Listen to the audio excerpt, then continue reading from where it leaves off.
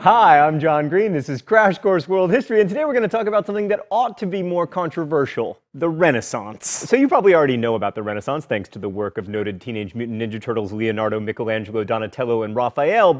Right, so the story goes that the Renaissance saw the rebirth of European culture after the miserable Dark Ages, and that it ushered in the modern era of secularism, rationality, and individualism. And those are all on the list of things we like here at Crash Course. Essentially, the Renaissance was an efflorescence of arts, primarily visual, but also to a lesser extent literary, and ideas in Europe that coincided with the rediscovery of Roman and Greek culture. It's easiest to see this in terms of visual art. Renaissance art tends to feature a focus on the human form, somewhat idealized, as Roman and especially Greek art had. And this classicizing is also rather apparent in the architecture of the Renaissance, which featured all sorts of Greek columns and triangular pediments and Roman arches and domes. In fact, looking at a Renaissance building, you might even be able to fool yourself into thinking you're looking at an actual Greek building if you sort of squint and ignore the fact that Greek buildings tend to be, ruins. In addition to rediscovering, that is, copying Greek and Roman art, the Renaissance saw the rediscovery of Greek and Roman writings and their ideas. And that opened up a whole new world for scholars. Well, not a new world, actually, since the texts were more than 1,000 years old, but you know what I mean. The scholars who examined, translated, and commented upon these writings were called humanists, which can be a little bit of a confusing term because it implies that they were concerned with,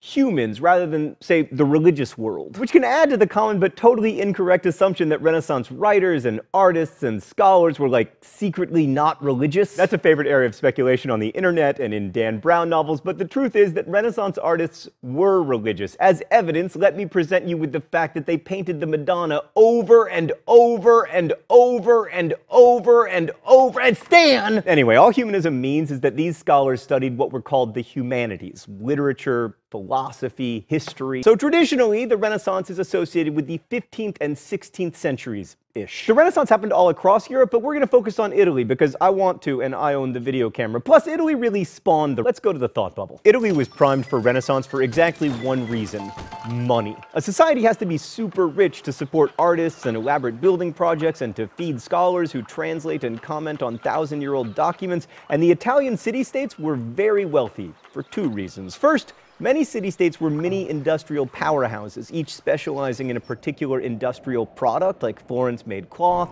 Milan made arms. Second, the cities of Venice and Genoa got stinking rich from trade. Genoa turned out a fair number of top-notch sailors, like, for instance, Christopher Columbus, but the Venetians became the richest city-state of all. As you'll remember from the Crusades, the Venetians were expert sailors, shipbuilders, and merchants, and as you'll remember from our discussions of Indian Ocean trade, they also had figured out ways to trade with Islamic empires, including the biggest economic power in the region, the Ottomans. Without trading with the Islamic world, especially in pepper, Venice couldn't have afforded all those painters, nor would they have had money to pay for the incredibly fancy clothes they put on to pose for their fancy portraits.